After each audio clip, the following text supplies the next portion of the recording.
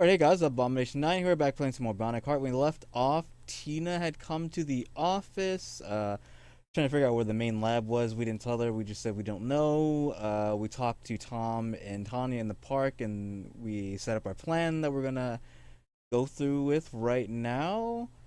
And Tanya's flirting with Tom, or Tom's flirting with Tanya, and Luke getting jealous, whatever, who cares?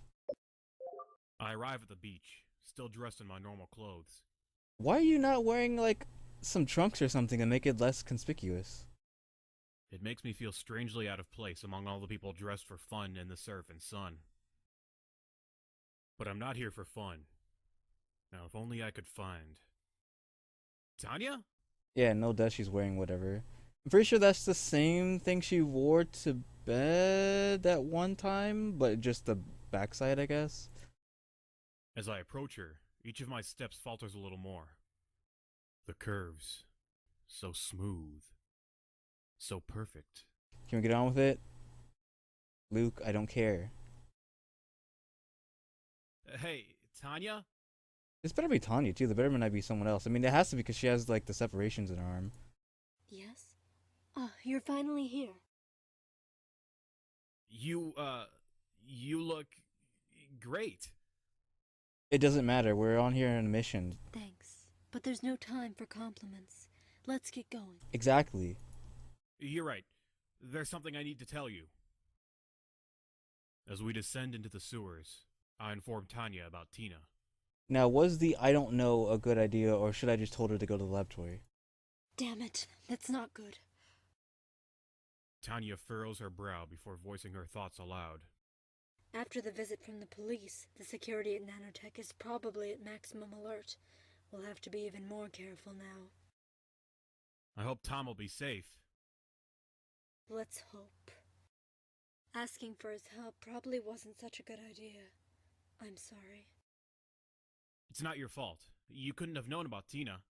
I was waiting for her to get some minus points, but I'm guessing we're just stuck with wherever she's at right now. True, but... She doesn't finish her thoughts, but it's obvious she's still worried. As we slip behind the city, I feel more and more uneasy.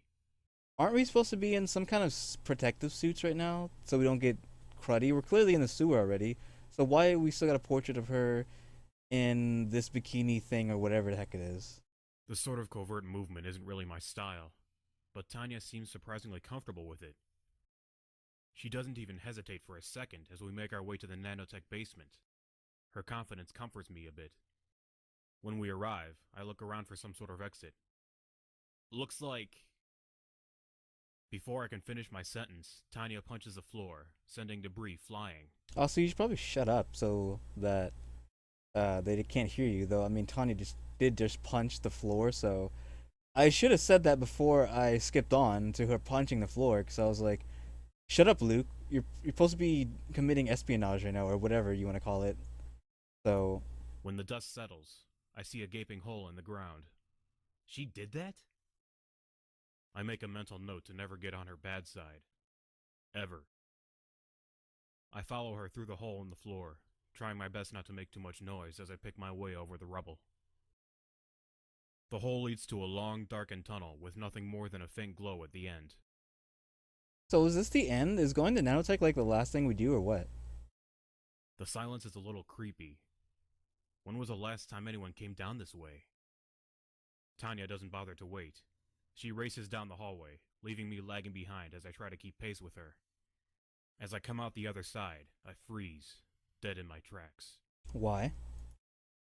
What is this place? Luke, shut up. Also, there's a guy down there. Clearly, he's not inside one of these tubes, so this has to be someone just walking around, or a robot probably. I stare at the room in horror.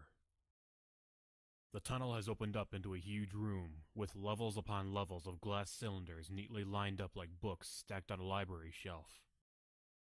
In each of the cylinders is a human body.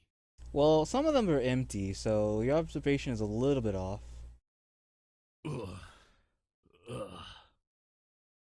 I cover my mouth quickly in an attempt to keep down my lunch. I look over at Tanya. Her eyes are wide with shock. Her lips move slowly as if she's trying to speak, but no sound comes out.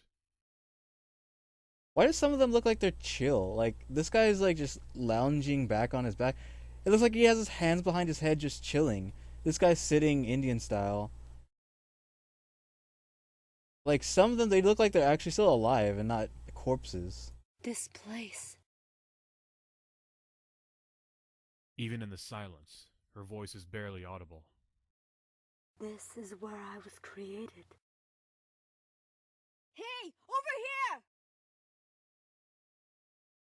Another was this Tina in disguise? Oh, this is her I'm guessing this is what they do to people they capture, which I don't know what they're doing to her. She's just covered in like ropes and stuff. A frantic shout breaks the silence. We both turn to see the speaker. Tina? At the far end of the room, I see Tina bound up tight. A strange device encases her head. Oh no. They want to convert her too. Convert? I look at Tanya, a feeling of dread and horror rising in my mind. What do you mean by that? It simply means that she'll soon be one of us. She will be a spy among the police. So we have a new person here, but now we're in trouble because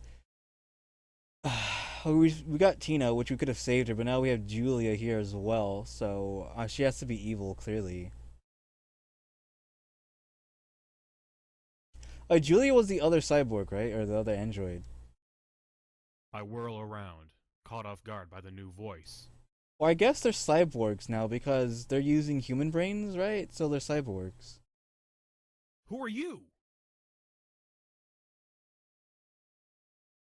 They always have such weird stances. You may call me Julia, or Prototype 10 if you prefer.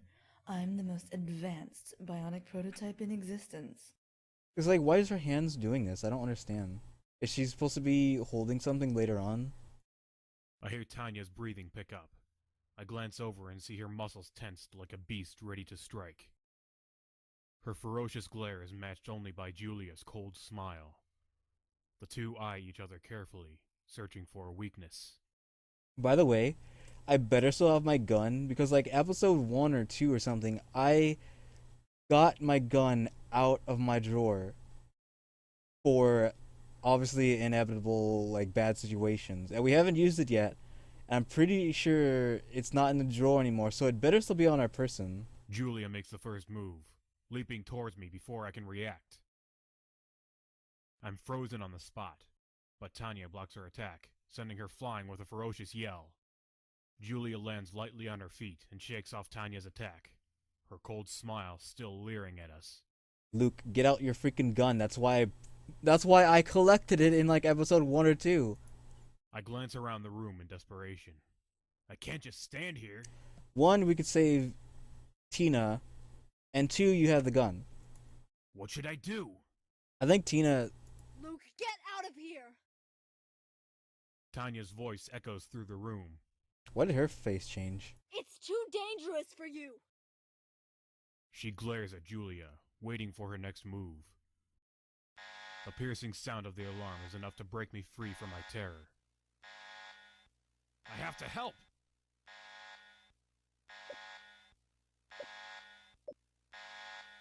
Okay, so... this is supposed to be Tom's job, so we can leave it up to Tom to do that. Freeing Tina could be nice. I don't know if it's gonna freaking accept the fact that we have a gun, so I'm gonna try to free Tina. But I do have a gun.